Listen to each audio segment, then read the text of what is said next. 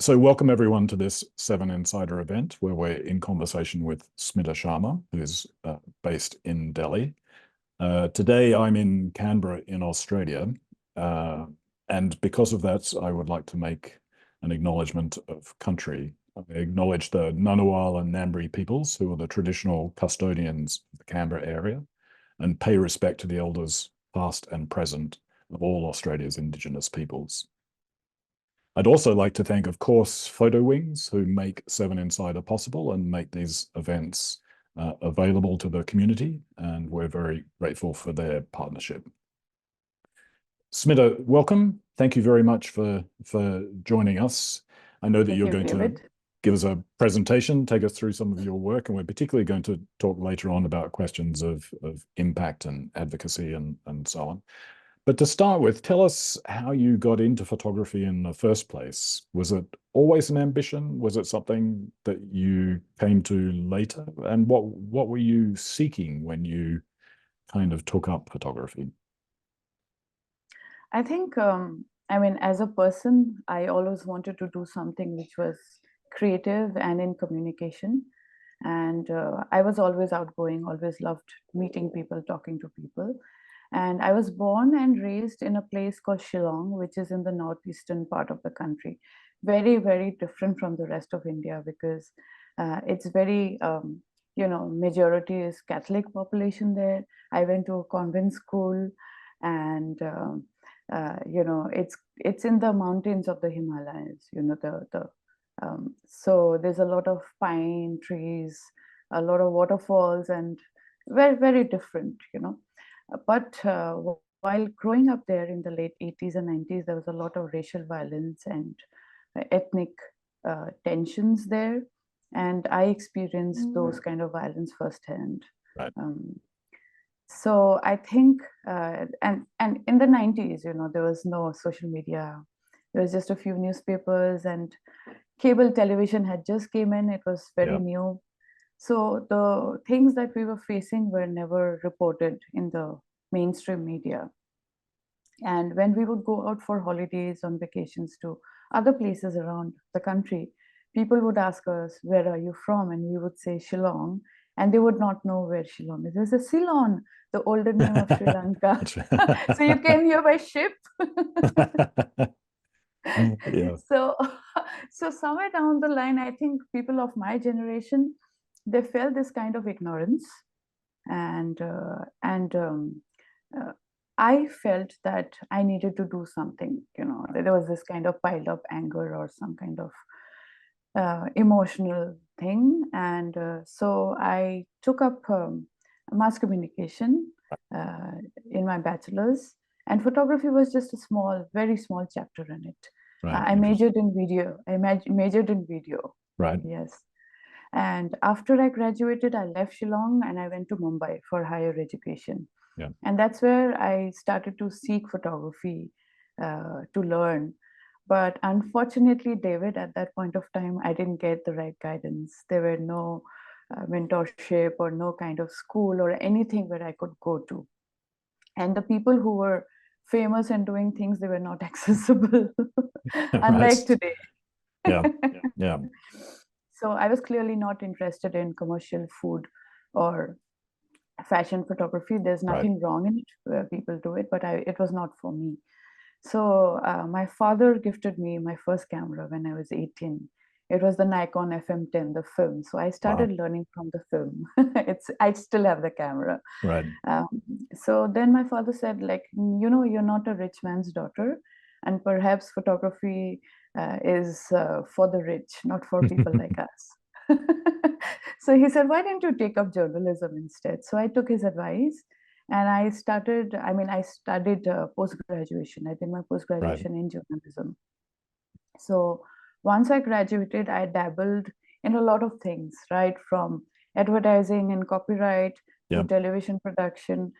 I was hungry at that point of time. I wanted to seek experience of everything and see, because I didn't know where I would fit in. Um, so I dabbled in a lot of things, and finally I joined a newspaper. It was a national English daily, and I started as a correspondent and later as a sub-editor, but not as a photographer. So So I was you were reporting. writing and reporting? Yes, I was writing and Yeah. reporting. And later I was also subbing the text. Right. The report Right. would come to me. And then I would go in the afternoon and come back late at night when the newspaper would be put to bed. You know, that was my life. Right. So I would work sometimes 7 days a week without taking a break, because I would, save on my leaves.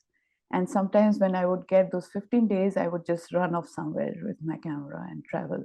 Right. So that was my strategy, that work, work, work, and then just take a break and travel somewhere. And I enjoyed my travels. I traveled to many, many places. And that would give me a lot of satisfaction, you know. And photography was always an excuse to talk to people, to Right. get into their Right. lives, Yeah. right? And I enjoyed it. So there was something that happened. I went to the Andamans, and this was after the tsunami. The tsunami happened in 2004. I went there in 2010. And the 6 years Andamans ago. are islands off India, the mainland of India, is that correct? Absolutely, it's Yeah. pretty far off. Yeah. Yes. So it's a beautiful, beautiful place, tropical, of course. And there is a particular beach called the Elephant Beach. You have to take a boat and go there. And when I went there, the entire island was half submerged because of the tsunami. It had slanted, you know, and the trees were like hundreds of year old trees. The trees were all dead. Wow. And I spoke to some of the locals there, hearing the stories and everything. So there I took a particular photograph of, I'm going to show this photograph. Sure. I'll start on my presentation with Yeah. that. And that photograph, I actually submitted to a company called Make My Trip. It's a ticket travel Right. Right. company. And they were, it was for their annual calendar. It was an open call. And I Fantastic. entered with this, and it was selected. Wow. And as a prize, I was given a 3-day holiday with hotel and flights to Goa. So that was like, wow. Um, you know, I don't, I mean, I'm not a photographer, but still, if my photograph can go to the, Yeah. calendar, and Yeah. if I can get this, then maybe I should do something about it. Yeah. Yeah. So that was the instance where I started thinking that I need to do something. It's one life. Yeah. I don't want to Interesting. become 60 and die out of regret that I had the chance or the time and I didn't do anything. So that's when I started thinking about, taking a photography as a career. Yeah. And then, long So story cut short. so it's, I mean, to that point, it's interesting that photography had been kind of a passion and an interest and a hobby, but you had come out of communications and journalism first, but you Yes. kept that interest in the visual. What was it about photography and images that kept that interest for you and kept that passion for you? I think it was about expressing myself. Man. I felt I could express myself through images, through the stories and people I met. And I don't know, it was a kind of cathartic relief I felt. Yeah. Um, Yeah. it gave me a lot of satisfaction and happiness. Yeah. Yeah. Well, why don't you start your presentation? Because I know it starts with that image that made it to the calendar, Yes. which is Okay, interesting I'm just because going to stop sharing and I'm just going to optimize for sound. Sorry, 1 second. I don't know if people can hear an extraordinary noise in the background of my background, but there's a huge rainstorm going on, and it's a metal roof. So if you hear something that sounds like thunder or rain, that's what's happening. It's just passing by very quickly, apparently. A hot day and a thunderstorm. So I'm not sure if that's coming across. Anyway, let's share your screen. Yeah, I'm just trying. I by mistake I closed it. Sorry, I had to That's open it and okay. it closed it. Okay, 1 second. I'm just going to share screen. Okay. Okay, so this was the photograph that went in the calendar. Fantastic. And But you didn't so, regard yourself as a photographer at this point, no, not at all. right? I was a journalist. Right. Yes, not at all. Yeah. But I loved it. I Yeah. loved it. Yeah. And David also, because I was in the desk and I was working on, the news, and people would come and report. And I had access to Reuters AP. Right. And I would go through the images of the day that would pour in. And I would see what is happening around the world. I would look at the photographs and I would tell myself, I wish I was there. I wish I Interesting. would do that. Yeah. Yeah. Yes. Yeah. So uh, that's when, I think something happened, and I felt like I needed to do something. So, long story cut short, I went to New York. Very cliche. Go, go to America, they said. Yes. Yes. So I applied. Later on, I applied to ICP, and I was very lucky to be accepted. Yeah. So during my as a student in ICP, I worked on this project called Doggy Divas, which was documenting the lives of single women living in New York with their tiny pooches. And it started with one woman, and from there I met the entire community. So it was a close look at the subculture.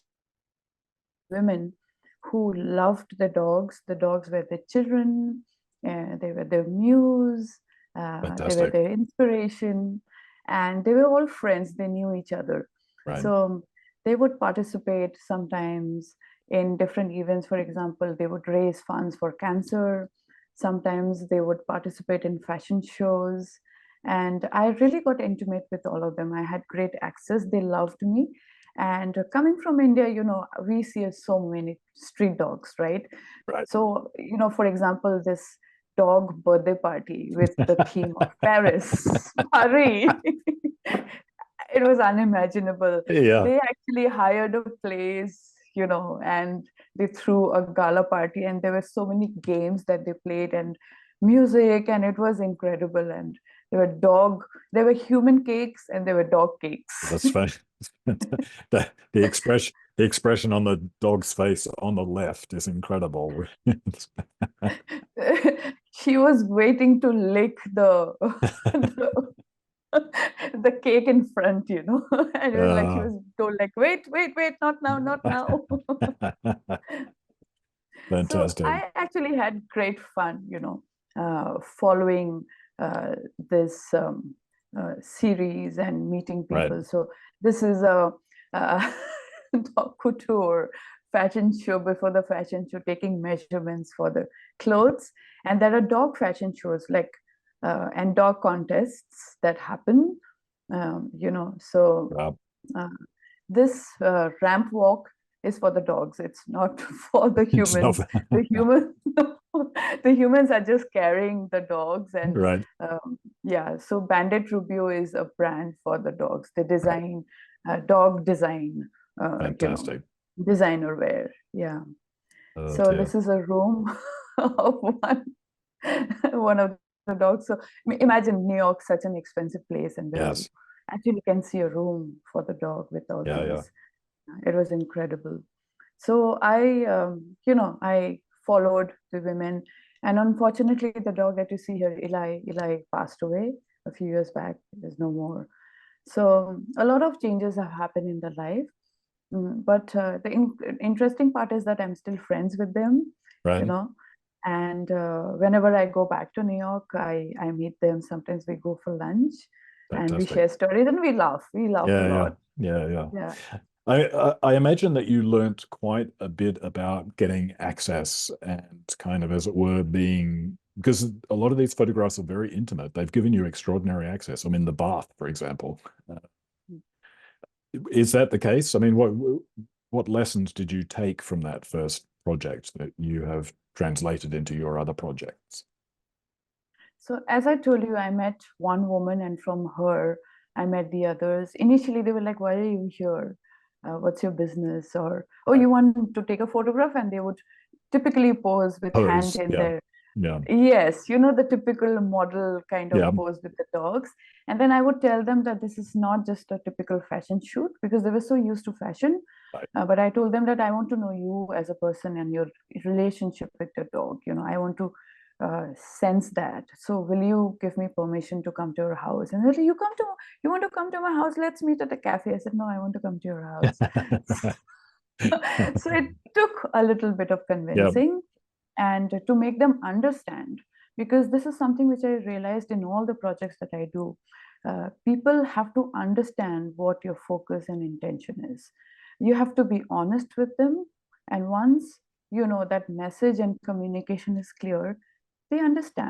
understand why you are there. Yeah. So I think honesty is the first thing that is most Yeah. important, no matter what project you work on. Yeah. So this is the last image from this Fantastic. series. So Brilliant. I'll start with the next. So this is a project which is on the enclaves um, between India and Bangladesh. The enclaves have ceased to exist after, July 31st, 2015. But for hundreds of years, like for decades, this was a contention between the two countries. And this is so crazy because they're a country within a country. And sometimes there is a counter enclave. For example, there is India within Bangladesh, which is within Yeah. India. And when you walk, India and Bangladesh has the craziest border in the world, because sometimes you don't even know which is the border. On one foot, you could be in India, and the other foot, you could be in Bangladesh.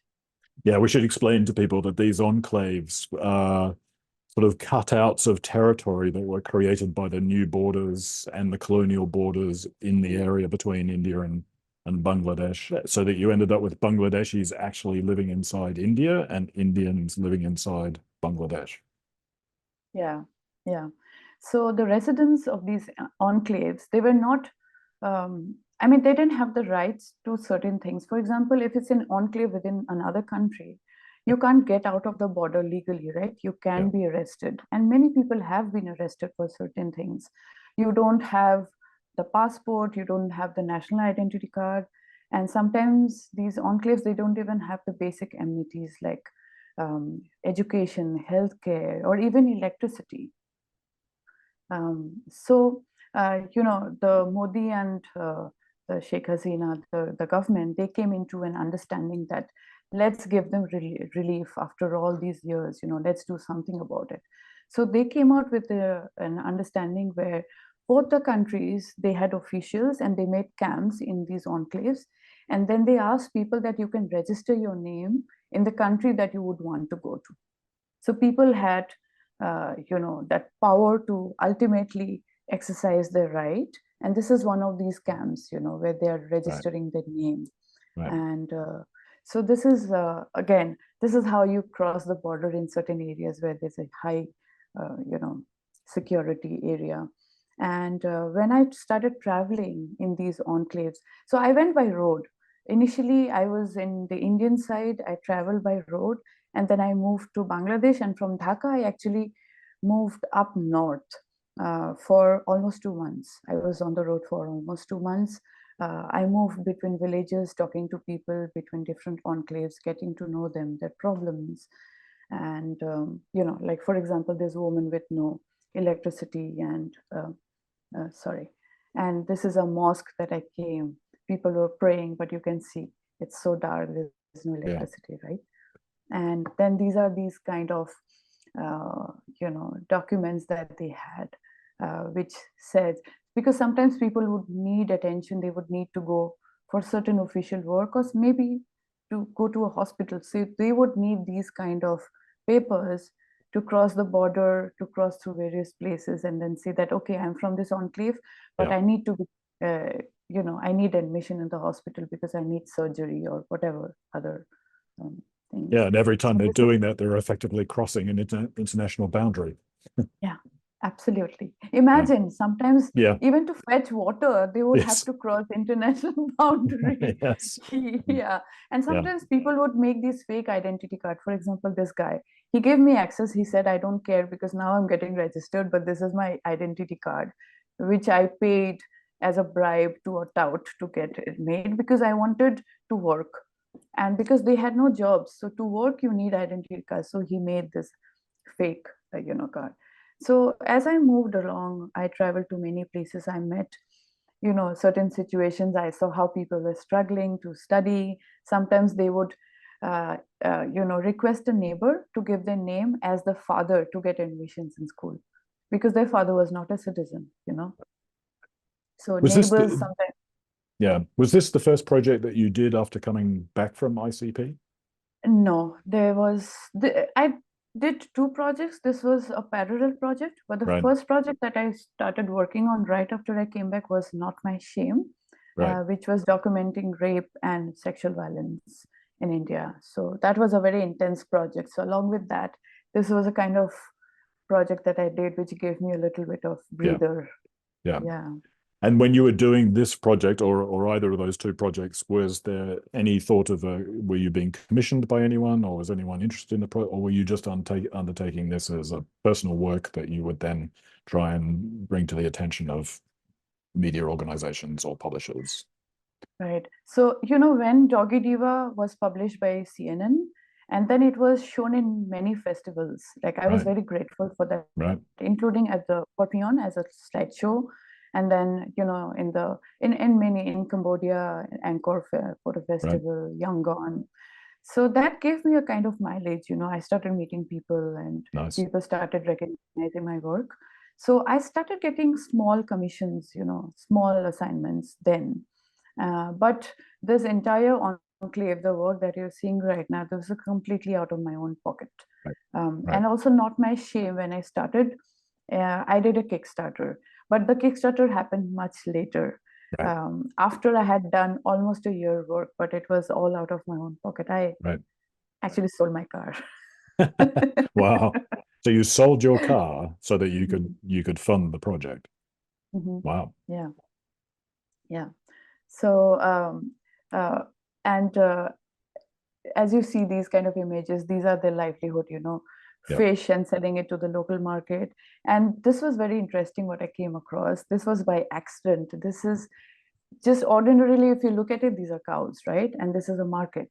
Yep. But all these cows are smuggled from India to Bangladesh. This is a market within Bangladesh. Right. And cows are a big thing in India, you're right. And I mean, people can get killed, and it's a huge political, subject.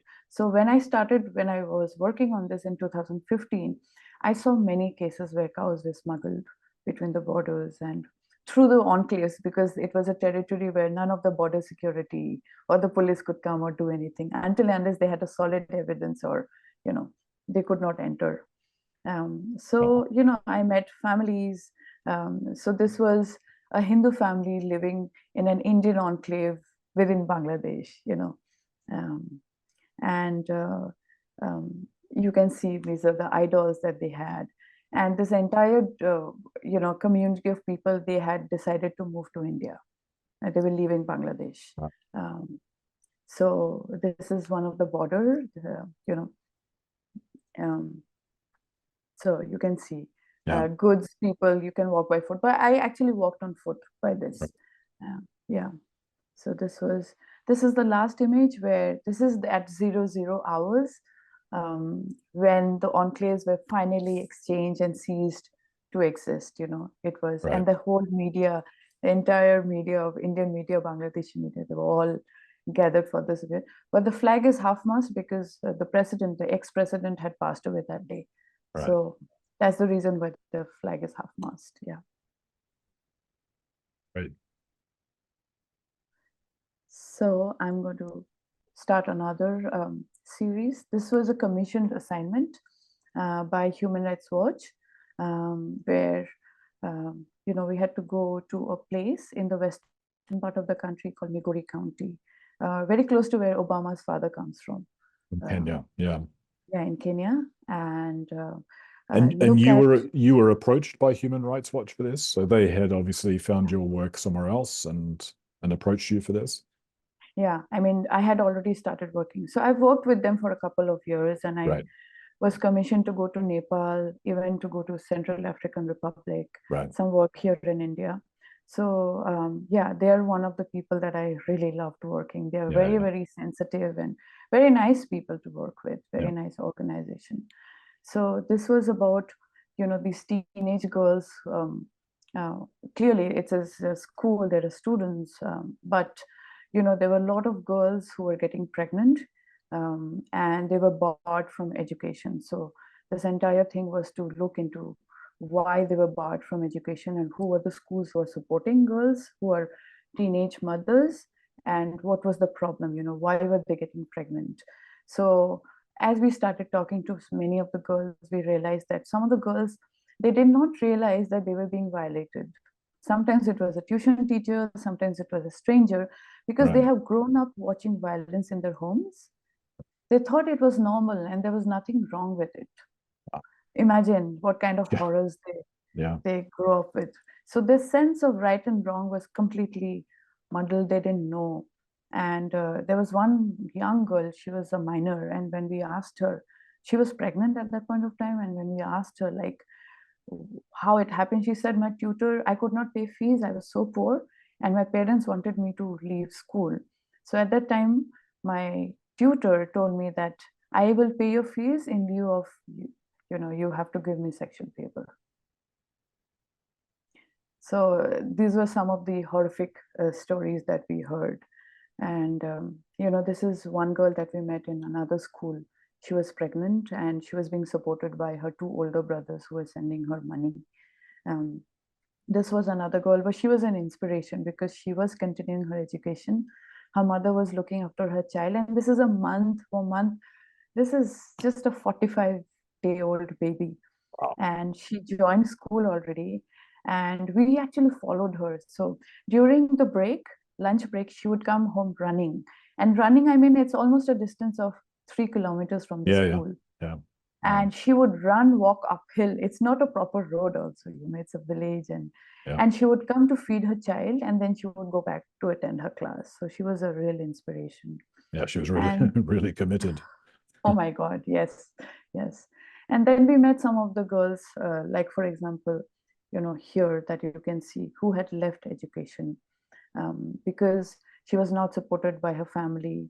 And they said that it's your child, you have to look after it. We are not going to give any kind of support. And some of the girls were also asked to move away from their houses by their own parents, especially the fathers.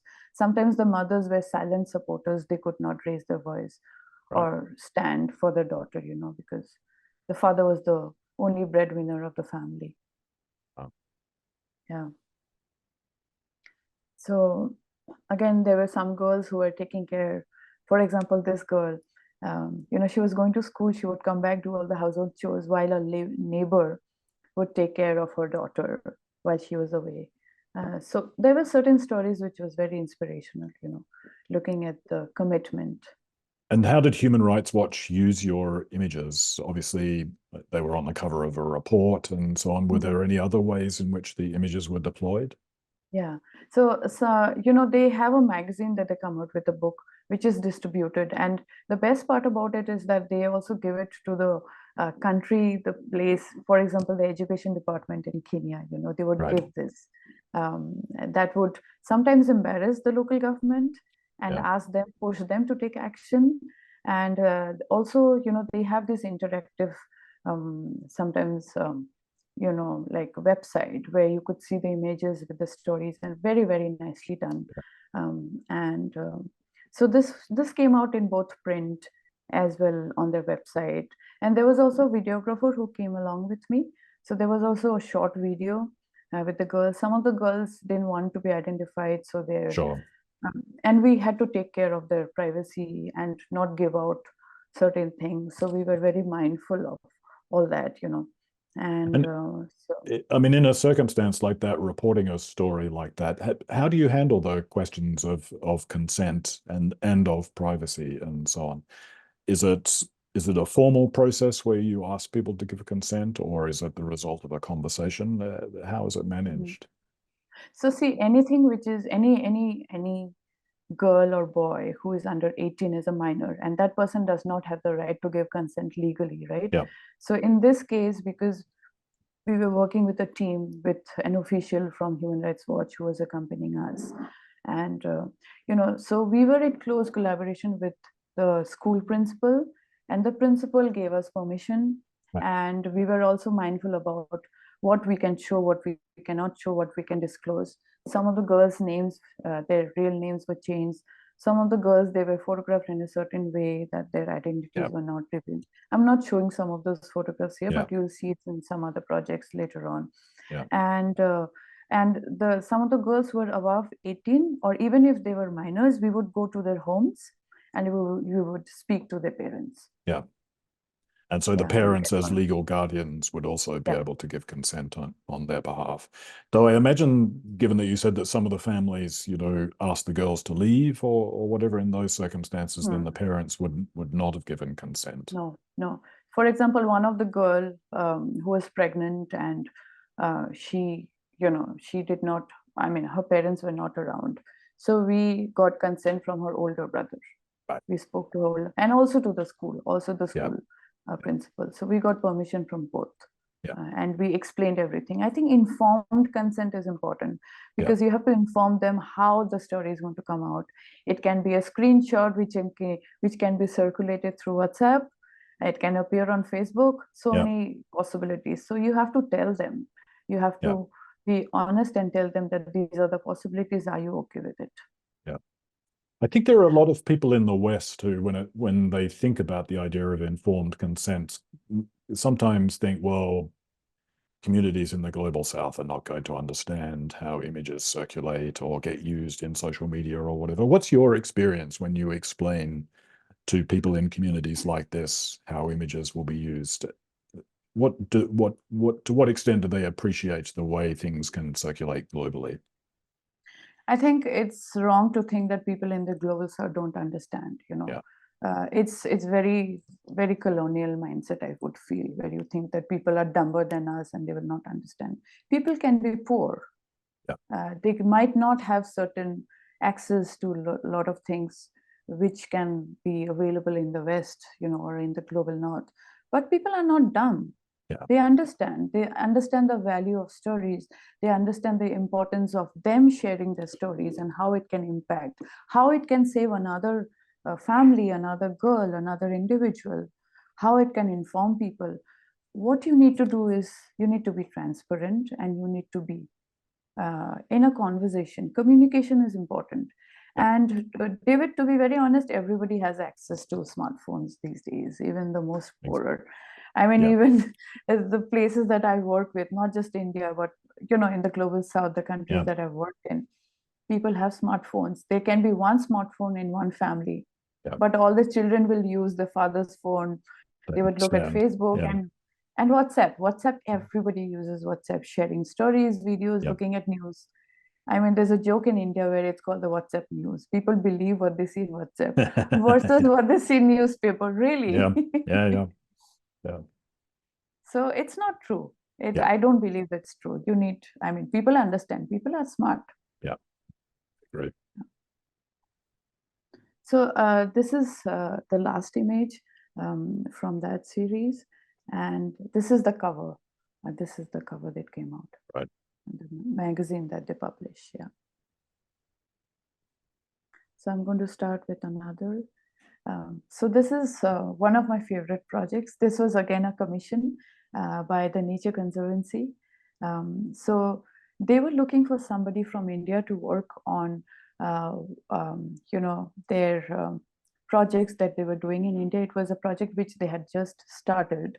And this was basically about crop burning, as you can see with the smoke. Yeah, And this is a problem that happens in India every year. Every November, there's thousands and thousands of farmers who burn crops, particularly the paddy stubble, and which creates a nuisance in the northern part of India. It's so difficult to breathe, and a lot of respiratory problems that happens. So TNC's project was about, CRM, using CRM technology, crop residue management. I knew nothing about it. I had zero knowledge when they came to me. And then I hadn't done anything which was scientific at that point of time. Right. So I did a lot. I mean, they gave me a lot of material to study and a lot of things, and it was very interesting. So basically, my job was to this was a project which was it was a long assignment, more than a year long assignment. And I had to, find farmers, follow them, those who were traditional, who were still using traditional methods versus the new age farmers, and also the older farmers who had changed the, crop burning and taken Yeah. up the newer scientific methods. For example, this guy Gurmit, who was using CRM technology in his Right. farming. So basically, this technology it mulches the crop, the residue into the soil without burning it. They attach it to the tractor. Yeah. So this is a good example. I mean, as you said, and when you said CRM, I was like, I wonder what CRM is.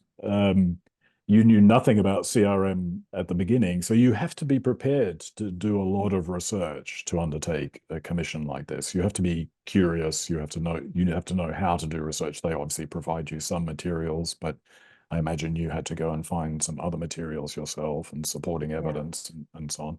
Is that something that you take into all your projects, that sort of commitment to begin with research? Yeah. I think my background as a journalist helps. Yeah. Because as a journalist, I'm always looking for information, and I'm very good, I think, question digger, I call myself. I know how to make people talk. Yeah. And sometimes people open up and they say certain things, and that gives an opportunity of something new. For example, here, when I went to these villages, I was honestly looking for women, new generation, but I was only getting introduced to older men, and because it's a very patriarchal society. So there was one family that I went, and he said, okay, my niece also has. He said, what, your niece? Can I meet her? So that opened up another completely new thing, because then through her, I got to know that there are these young people who are going to college, and they are taking out, they are very proud of being farmers, and they're helping their parents, and they are actually educating the older generation that don't burn your crops. You are just spoiling the soil, and you are impacting the environment. Yeah. So again, I had to diversify, and all these things happened because I traveled a lot. There was a lot of recce that I did. For example, this was not included in the storyline, and then I happened to go to the local market, and I happened to see this vast scale and understand how the transportation of these, food happens. Yeah. How are the farmers contributing? And so this is another farmer who's not very well off. He has very small plot of land, but he understands the importance of global warming, the impact on Right. environment, and he stopped burning crops after being a farmer for 4 decades, imagine. And now he has taken up the CRM technology. That's very adaptable after 4 decades to be open to that sort of change. Yes, absolutely. And that too when you're not well off, because to get these super seeder, they are called super seeder, smart seeder. Yeah. It costs money. It's not Yeah. so. So you have to either rent it or ask a fellow farmer to give you that. So this is Amardeep, the girl that I was talking about, the niece, who I happen to follow, and and through her I got access to many other things. So one door opens to the other, but you just have to be aware of the opportunity that it can be something very interesting to the story. Yeah. And so I also started looking at these landless farmers, because there are a lot of farmers who don't have land, and they work on other people's farm, and they get a daily wage. And there are also these laborers who come from the eastern part of the country for during the harvesting time, and they live there because the farmers themselves, the owners, they don't want to do all this work. They don't touch. They just employ others. Yeah. Yes. So, and also there's a lot of diversification that is happening in farming. They're not just sticking to paddy and wheat. They're Right. also growing vegetables, Right. seasonal fruits and vegetables, which is also helping the soil in certain ways, Yeah. Yeah. apart from wheat and paddy. And this guy, again, he's a landless farmer who works with one of the rich farmers in that region. And because I had gone so close to many of these farmers, and their families, I was invited to a wedding. And I just jumped at that opportunity. Yeah. So this was Yeah. a pre-wedding ceremony that was happening. And as you can see, she's holding, a bunch of grass. So agriculture is so integrated in these families because they're basically agrarian families, right? So whether it's a wedding, whether it is any kind of festival, it's very intricate, these kind of rituals. Yeah. And this is the day of the wedding. This is the groom who is giving milk and laddus, which is like a local sweet, Right. at the shrine of his forefathers. So before they go out for any good work, even if it's going out to give an entrance exam or a new job, they would go to the shrine and pay the respect, take Yeah. their blessings before they go for any good work. So this groom is surrounded by all his relatives before he headed out for the wedding. That's And then I also, quite a wedding outfit he's got there with the yes, hat and the yes. And absolutely gorgeous. Everybody was Yeah. looking so gorgeous. Yeah. And Yeah. they made me dance, You have to do certain things. And Yeah. I had fun. I had Yeah. fun. Yeah. It was great fun. Sometimes you just have to let the camera down and just Yeah. be a part of it, Yeah. They also feel good. It's just not that you're there just to extract or anything. You need to be a Yeah. part of them and Yeah. respect their culture. And Yeah. yeah. And this was at the Golden Temple in Amritsar. So this was also originally not part of the story. But when I told my editor, Alex Snyder, I told him, like, there is a temple called in Punjab.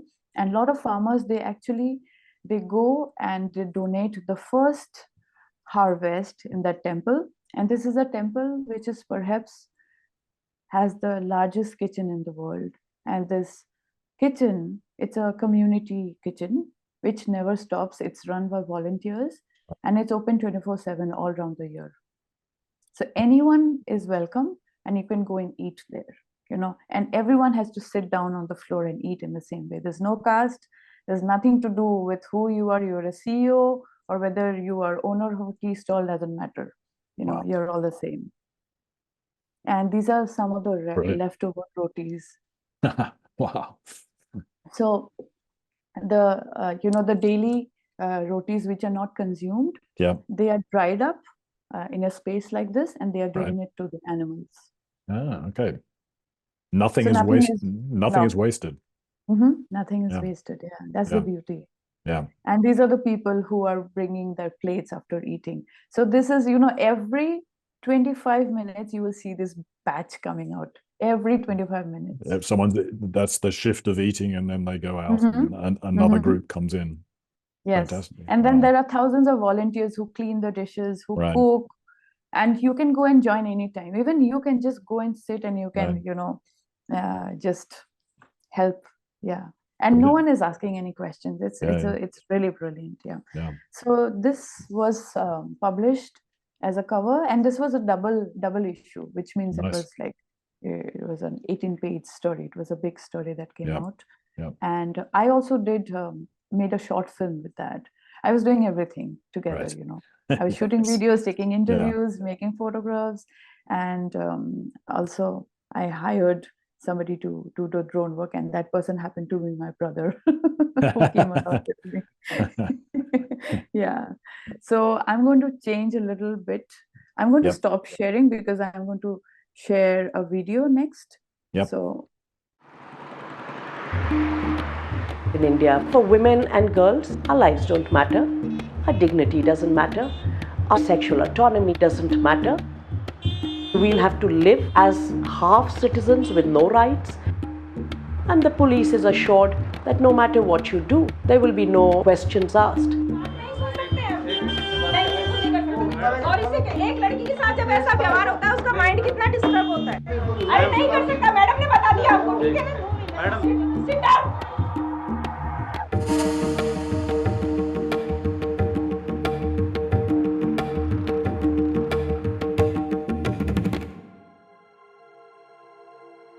Violence against women is widespread in India. Much goes unreported because of the stigma attached. The body of a 21-year-old alleged gang rape victim was found in the Delhi suburbs this weekend. Her family say when they reported her missing, the police didn't respond. Her injuries were caused when her attackers poured acid on her face.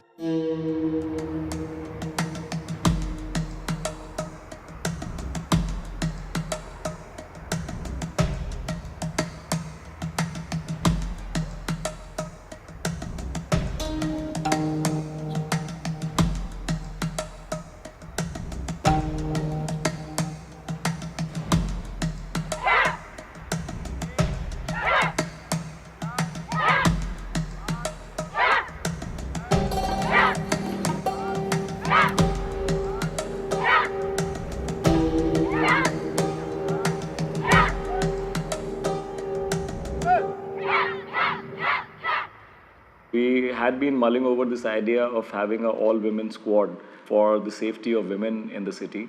There are instances of harassment, of eve teasing. Those kind of issues could not be resolved only by having the traditional police station system. We had to increase a women face of the police. We designed almost a month-long training program. So that included training on physical fitness, strength training, unarmed combat, yoga and meditation. Some training on the legal aspects, that what law you can use while you are in the field. The 52 committed women personnel who completed the training, they were inducted into this lady patrolling unit.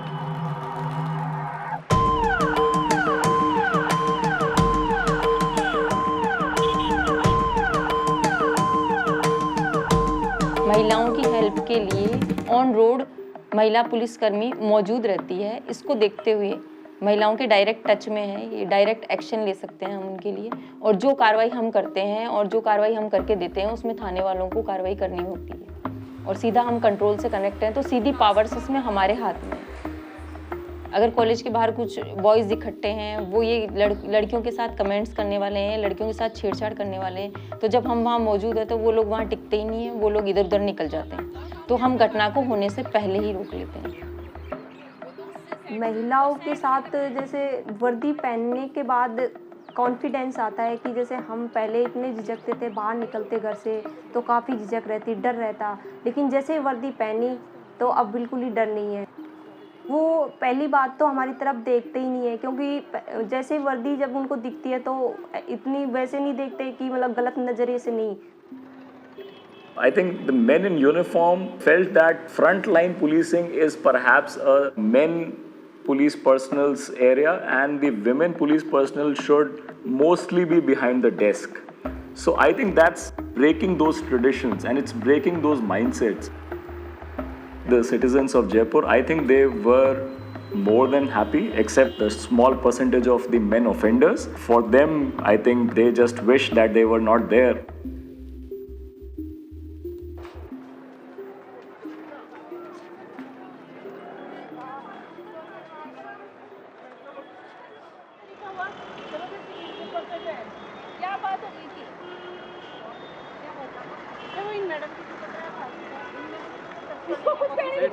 अब तुम public इकट्ठी मत करो, चलो जोखिम ले चलो।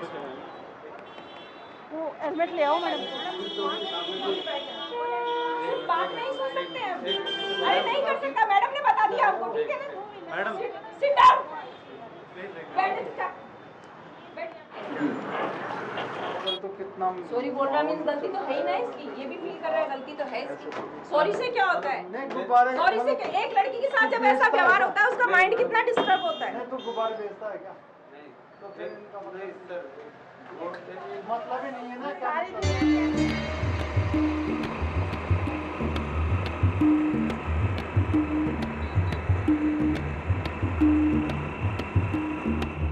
another horrific attack on a young girl in Chhatra in Jharkhand.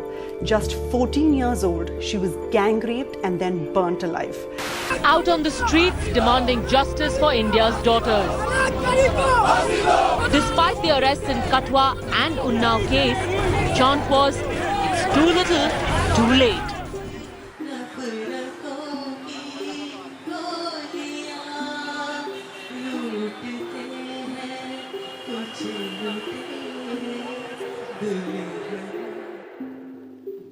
I'm fasting because there is just too much of crimes against women and girls in this country. An 8-year-old girl was brutally raped and murdered in Jammu and Kashmir. She was gang raped by 8 men for 8 days. It's not one girl's incident. Delhi police informed us that between 2012 to 14, 31,446 crimes against women were reported in the capital, out of which less than 150 were convicted. I cannot allow the system to continue to rape these girls. We have very low conviction rates. We have low conviction rates because the investigation that is done by the police is dreadful, it's biased. That kind of investigation does not lead to convictions. Many more women, particularly younger women, are stepping forward and reporting sexual offences. So women are seeking justice, but the legal system, it remains inaccessible. मैं मानने को तो equal है, लेकिन समाज में अभी भी है नहीं ये चीज़ें। मैं भी एक ऐसे मतलब बैकवर्ड गांव से निकली हुई हूँ जहाँ मैं फर्स्ट महिला हूँ जहाँ पे मेरी जॉब लगी है। आज भी मतलब वहाँ पे नहीं पढ़ाते, 8वीं 10th पढ़ा के शादी कर देते हैं और लड़कियाँ वही मतलब पीछे रह जाती है। पुरुषों को जो मतलब अहमियत दी जाती है वो महिला को अभी भी नहीं दी जाती। गुड़िया है, हमारी छोटी बेटियाँ, ये भी बड़ी होके बाहर निकलेंगी, तो हम जैसे यदि वहाँ उनको इनको मिलेंगी तो इनका भी डर खौफ दूर होगा। I don't see India as victims. I don't see Indian women as victims. I see Indian women as women who have taken charge of their life, who are going to bring the change, who are going to hold the system to account, and who are marching on the streets to change the system. Nobody is sitting silent. Nobody is accepting this.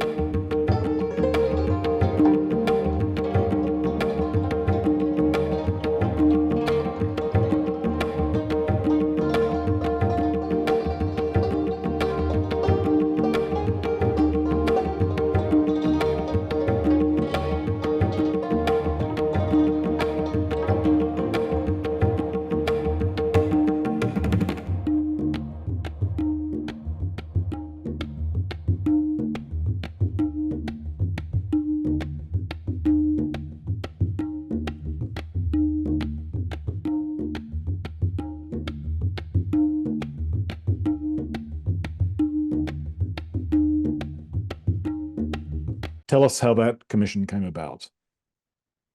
Yeah, so this was a commission by Elle magazine. They were in collaboration with the Fuller Project, and they approached me to work on this. So initially it was kind of like a photo or a video thing.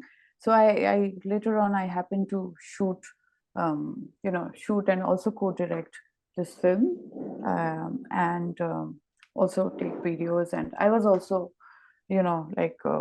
because the person that I was working with, she was from UK, and so I also helped her get access to certain people, especially navigate the bureaucracy, because by then I had already, I had been back to India, and I had made some of those inroads, so that helped. Yeah, and actually this film got an award, the One World Media Awards, in the popular features category. Yeah, fantastic. I mean, what I really like about this film is that everyone has heard the story about the prevalence of rape and sexual violence in India, but that problem is the context, but you have found a way to tell that story by focusing on a response, a solution to the story that is a female-only police squad in Jaipur. Is that right? Jaipur, Yeah. yes. Yeah. It's an initiative of the Jaipur police. Yeah. Yeah. How did you find out about that initiative with the Jaipur police? So this was, this was by a lady called Lewis who was working in L. Yeah. So she had found out about it and Right. she emailed me and she said, like, I would like to come and work on this with you if you're interested. So that's how it started, Yeah. And there were a lot of calls before it started. And then, as we started growing, in the conversation, I told her, like, we should get the Delhi Commission of Women in it. We should get her by. Then there was a protest happening the day she landed. I said, come, we need to run and go to the protest.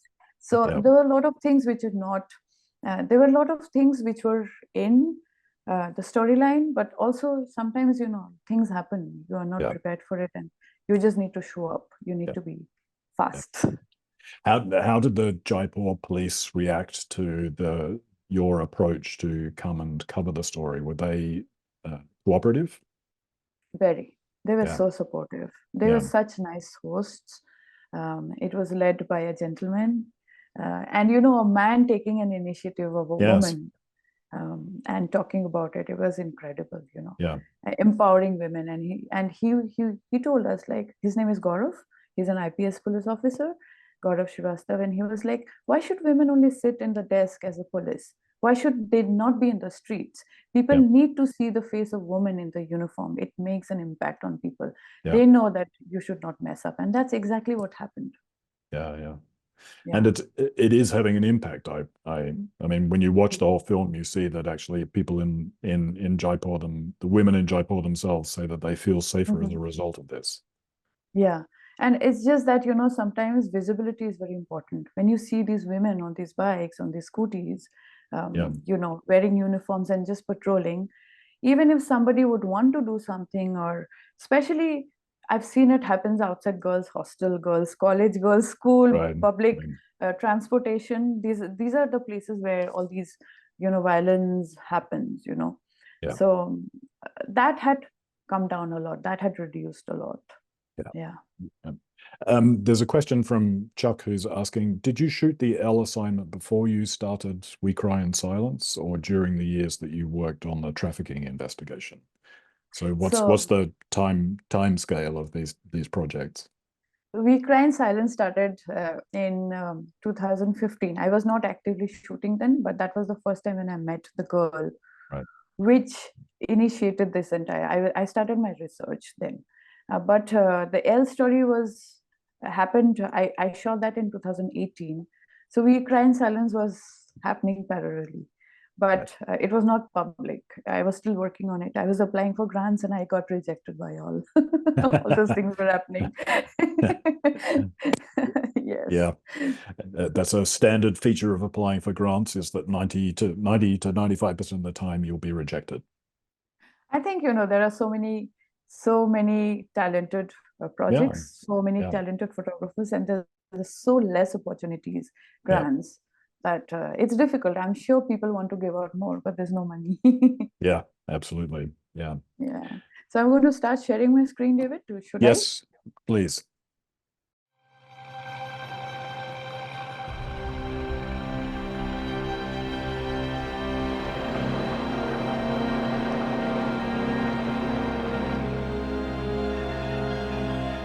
তিন দিন ভোর খোঁজাখুঁজি করলাম, কোনো জায়গায় পেলাম না। না পেতে এবার বলি পাওয়া তো যাবে না, মনে হয় তুলে নিয়ে চলে গেছে।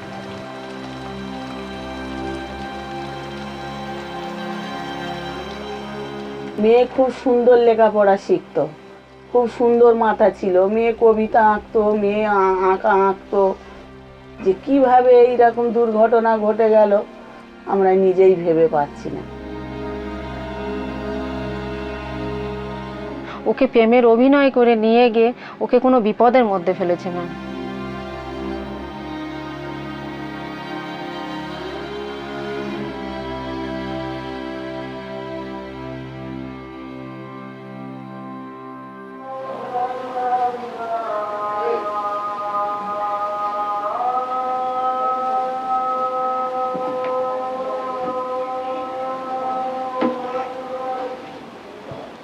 আমার মেয়েকে যখন নিয়ে গেছিল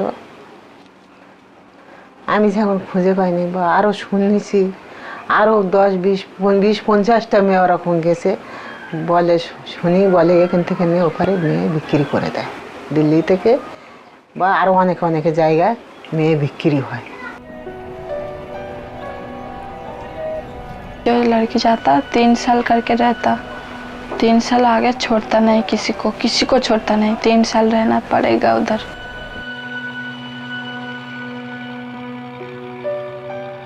Initially they are being taken to some shelter place which are not brothel actually but some shelter place and they are being kept there for 10 to 15 days and therefrom they are being sold to various brothels.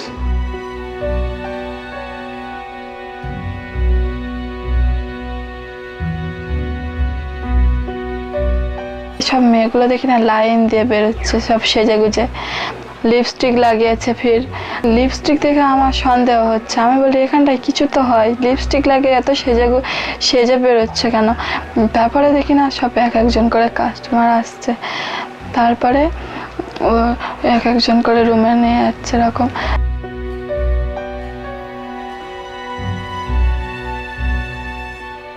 দিনের বেলা আমাকে 25-30টা এরকম কাজ করাতো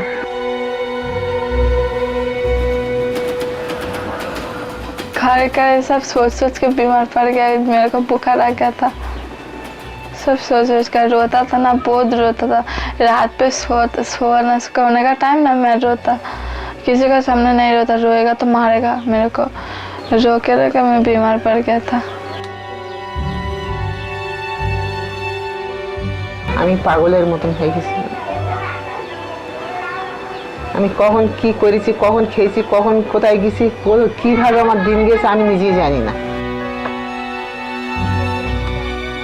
কাজ করতে যাচ্ছেন আমার ধরে মারতো হাতে পায়ে মেরে ফিট হয়ে যেতাম ধুয়ে শুয়ে পড়ে যেতাম আমার পায়ে রক্ত জমে যেত দুটো পায়ে হাঁটতে পারতাম না ভীষণ Once a girl is being trafficked and if she has spent quite a considerable time in that profession তার সমাজে acceptability-টা অনেকটা কমে যায় এখনো মনের অবস্থা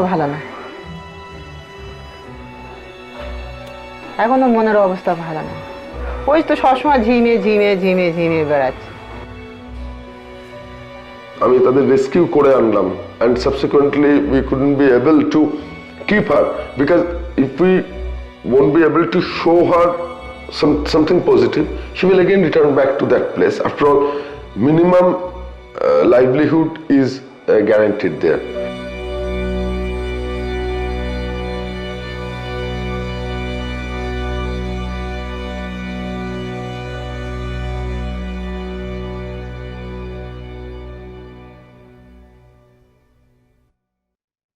So that film summarizes the project, really. And then the way it ends up in the National Geographic story and the book. You said that you began in 2015, but you weren't actually shooting. When did you begin photographing on the project? How long between first meeting Mina in 2015 and actually starting to photograph? So I met Mina in 2015 in July. And finally, I photographed. The first photograph that I took of her was in November. Yeah, but it's just that the meeting was so shocking, the story, that I started investigating and reading about it, reading cases, and going through these newspaper reports. And I was so frustrated because all the newspaper reports, gang busted, 5 arrested, 10 girls rescued. That's all. There's no story. And what I hated more was these kind of illustrative images, girls with their hands on their faces, with their hands like this. Yeah. Where are the girls? Where are they? Of course, you can't show their faces. You have to protect their identity. But then they're human beings. Just don't put them up on these kind of illustrated, behind chains, behind bars, standing. You just Google and you see these. So you felt that those images, quite rightly, those which were stereotypical standard images, they were pretty much as dehumanizing as the part of the practice itself, actually. Absolutely. It was, there was a huge vacuum. And I felt that I needed to fill in this gap, fill in the blanks. I need to do something about it. Yeah. Did it take a long, I mean, so you met Mina in July, you weren't photographing her until November. Was that because it took a long time to convince her to be part of the story, or you were just getting to know the story in that time? I mean, when you've approached the girls over various years, how amenable to being in the story have they been? So photographing her was not so difficult because, I had developed a relationship, but I didn't want to. I was not comfortable myself, to be very honest. I didn't even carry my camera.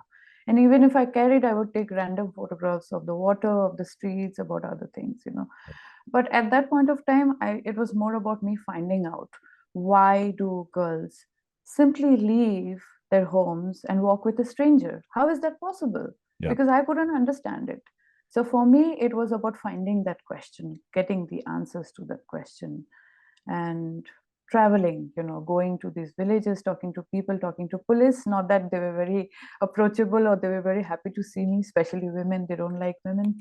Yeah, interesting. It's very, very male dominated. Yes. Yeah. Yeah. Are you going to share some of the photos from the project? I know we're going to. I'm not going to share photographs, but what I'm going to do is that there are some illustrations in the book too. Yes, yeah. Just for everyone in the chat, I've put a link to Smita's bookshop on her website where you can get a copy of the book because it's such an important project. And Smita, while you're doing that, there's a general question from someone who's anonymous, but they say, thank you for sharing your work. For We Cry in Silence, it can be seen that the visuals are not like the usual documentation style. They are staged documentation. Let's see if you think that's correct. When did this manner of visual storytelling develop during the project, and why did you choose this style? I didn't understand the question. What is staged documentation? Well, that's a good question. I mean, I suppose the first question to ask is, how would you describe the style of photographing that you employed in We Cry in Silence, and why did you adopt that particular style? Okay, so the thing is that I mean, I've been working now. It's been a decade, right? As a photographer, more than a decade. So even the work that I did for sexual slavery for Human Rights Watch, which was in Central African Republic, my editor was very concerned about the women, their safety. And then the reason why I was chosen was because she knew that I'm going to be, I would be sensitive when I'm documenting, photographing them, and I'm not going to reveal the identity. And I told her I'm not going to, just because they are, even if they're adults, they give me consent. And they, just because it's a poor country, these are Black women, African women, that doesn't give me that power to just show them, show their pregnant belly in front of the world and say that, look, she was raped. I don't need to do that. And I will not do that.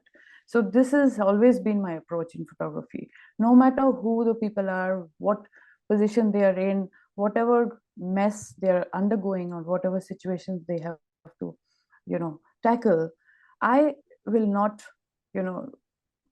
I give them the power. I tell them that what is it that you are comfortable in? How would you like to be represented?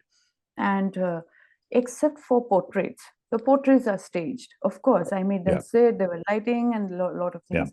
But the other photographs where you see this girl lying in her mother's arms, that is not staged. Right.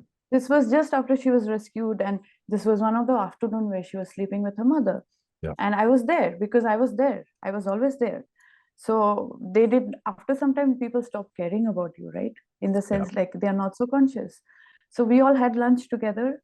And as her mother said, like, she was always in a kind of trance-like situation. And physically, she was very, very tired, So she was lying in her mother's arms. And I just happened to walk past the window and I saw the situation. So immediately I got a very small light and I put the light on the mother's hair, and I had an assistant who was working with me at that point. And I asked him, like, put another light on the girl's shoulder and her hand, don't show the faces. And we use the natural light of the window. And that's how I photograph. So shadows are very important in my work, equally as light is important, Interesting. Yeah. So you're going to share and show us some of the drawings. Yes. And tell us a little bit about why you chose to have drawings included in the project. Yeah. So as you can see on the screen, these are illustrations. Yep. And these are self-explanatory. I don't need to explain what it is about. And the reason why these illustrations, I got them made, was because this was a discussion between me and Sarah Lean, who was a former director of photography and who had given me my first break in National Geographic. And after she moved, on, and she became an independent and she opened her own, editorial consultancy. So I thought that she's the one who has to edit my book. I can't give this. No one else can do this. And I was very, very honored and happy that she agreed. And this was out of the discussion that we had, because there were so many situations, David, that I would have liked to photograph, but I could not photograph. If I see a man who is trafficking a woman, either I'm going to catch his collar. I'm telling you, I don't care about being a photographer. I'm going to catch his collar, or I'm going to call the police. I'm not going to photograph the situation. So these are situations that I could not photograph. And the other intention of getting these illustration was, these books are also being distributed as a part of my campaign to different organizations and schools and universities. So you want people who don't know how to read or write, especially in the community events, to look at these and understand. They don't need to read the captions. Yeah. They know what's happening in the image. Yes, exactly. And David, this is something that I have witnessed, but I was never given the, as you understand, I was not given the thing to take out my camera. I was not allowed. I was there. I witnessed it. So these are situations that I got done. Yeah. I mean, some of these are like the tradition we have when there are courtroom sketches and courtroom drawings of legal proceedings, and photographers are not allowed in a courtroom, but an artist will go in and draw them. So you're witnessing these scenes.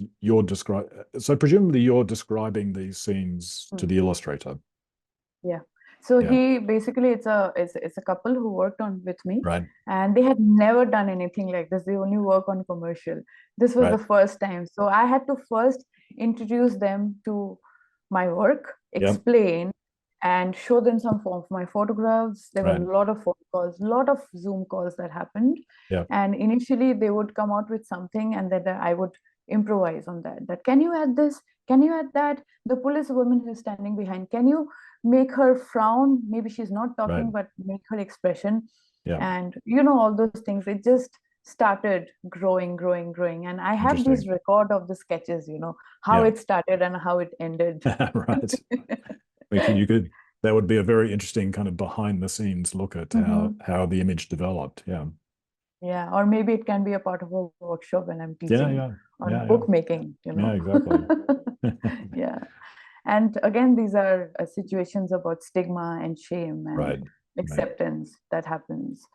So again, if you look at this very, very intently, you'll see, you have to understand the nuances, Men, when they gossip, they are always in front of the tea shop. That's where they gossip and they exchange information, and that's where it happens. And women, when they gossip, it's when they go out to fetch water. Yeah, interesting. That's where all those things happen. So, I was very, I wanted these small details to be included.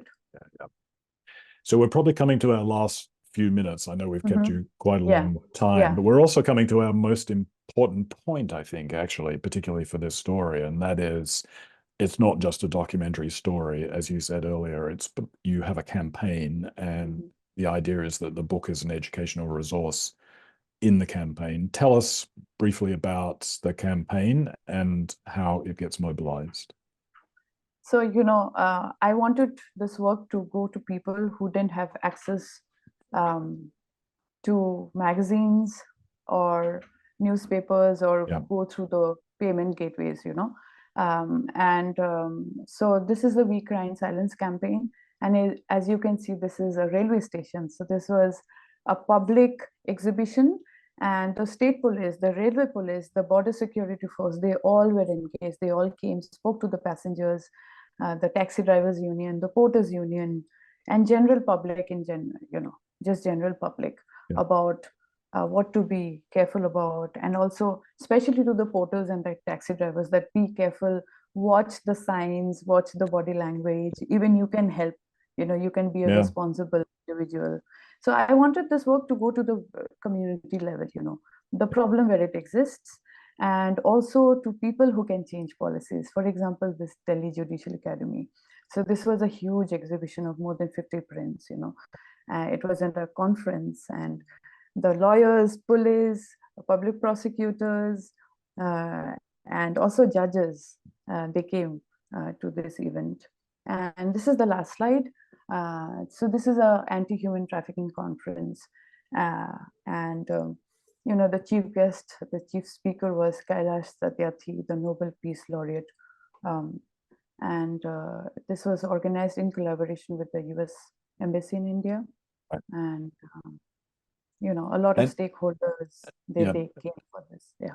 And are you organizing all this outreach to these organizations yourself? Are you contacting the police or the railway station or the academy and so on? Just talk us through kind of the logistics and the mechanics of making contact with community groups that can use your work. It's a huge task. Yes. Oh my God. I'm just going to stop sharing. This is the end of my presentation.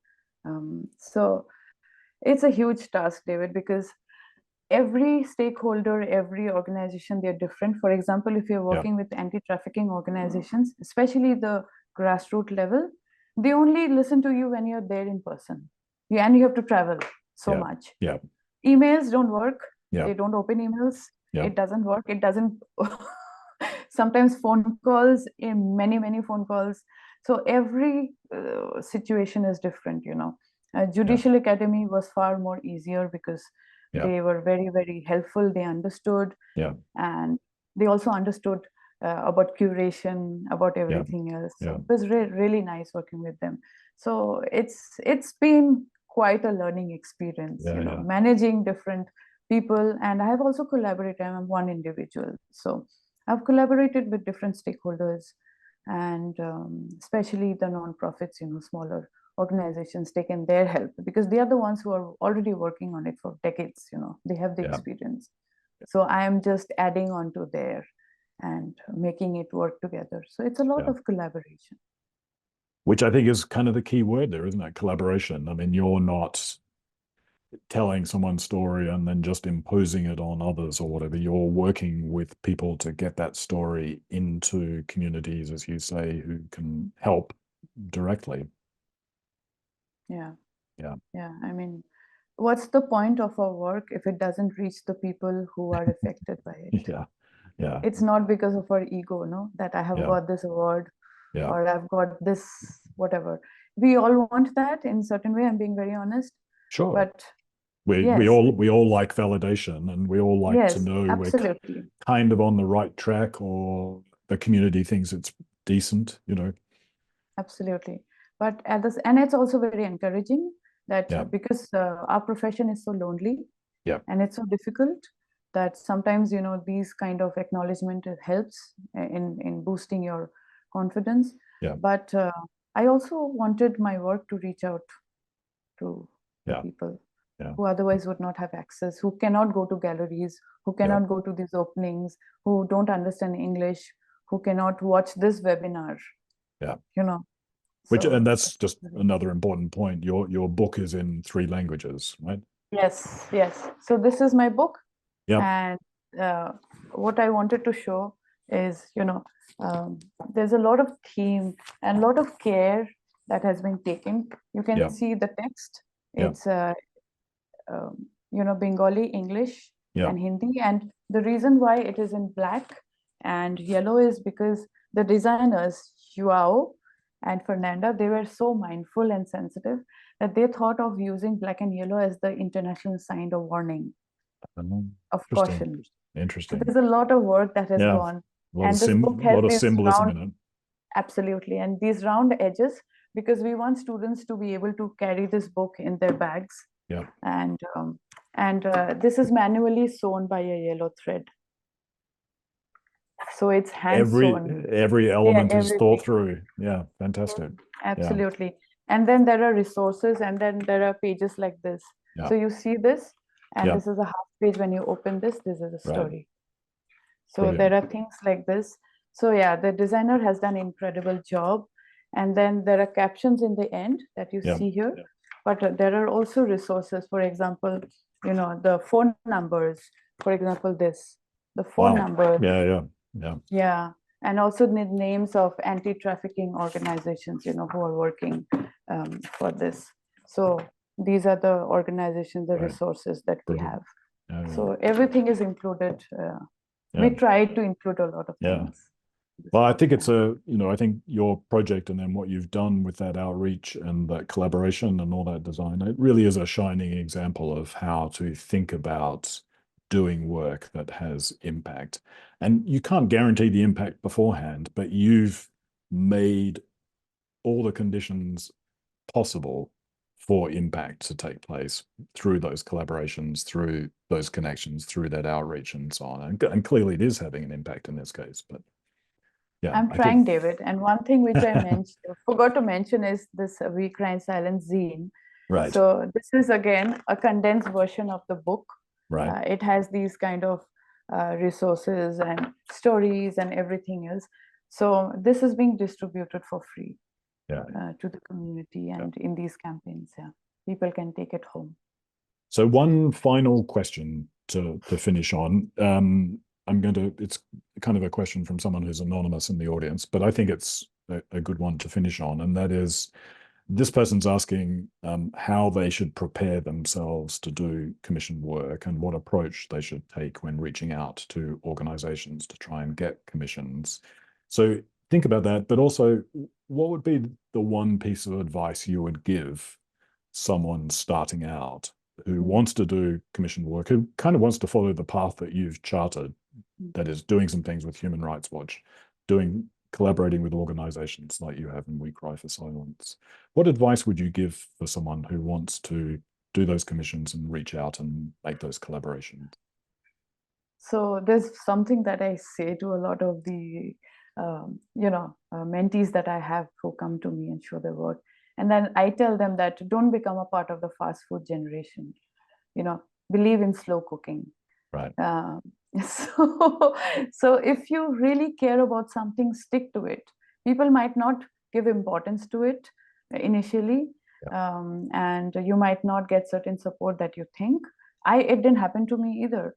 But if you're convinced, then things do work out. The universe does send out those signals. Eventually it happens. So just because there is a hot topic happening, don't jump into it. I see a lot of young photographers do that. Okay, there's a war going on, let me just go there. Not because you really care about it, or you've done enough research, you know the history, the culture, but because you think it's a hot thing to do right now. Or whatever, the Me Too movement happened. Everybody is working with Me Too. I'm just saying that don't jump into things. Do it if you care about it, and absolutely stick to it. Eventually, people will recognize. And like how it worked out with me is because I also work on small commission assignments or even daily assignments for the New York Times. I work for Time Magazine and other things. So and it can be very different from your work. It can be something which is in tune with your work that you're already doing as a personal project, but that gives you that additional source of income which you can put in your daily expenses, because at the end of the day we need to pay our bills. It's a difficult profession. So there are people that I know who also do wedding photography, or they do graphic designing. So there's nothing wrong in doing something that helps you, but don't move away from your focus. If you want to work on something, work on it. And please, this is my request to all emerging and new photographers, always have a personal project. It can be a parallel project for a number of years, but just do it. Don't think that, okay, let me finish this, then I will start it. No, just keep on doing it. Very wise words, Smita, and I think that's a really fantastic place to end. We're very grateful for the time that you've given us and the insights into the projects. And as I said, I think that, you know, We Cry for Silence is just a fantastic example of a long-term project, a commitment, and a series of collaborations that's clearly having impact. So I hope people really learn from that example. So thank you for sharing that with us. And Thank you, David. we wish you the best with all the work from here on in. Thank you, David. Thank you for having me. And Great. thank you, Photo Wings. Thank you, Seven Foundation. And thank you for everyone who turned up in the audience. Very good. And for all you folks now watching on the video, if you're clicking now, you'll, I'm sure you will have enjoyed it as much as we have. Thanks, Smita. Thank you. Bye-bye. Bye.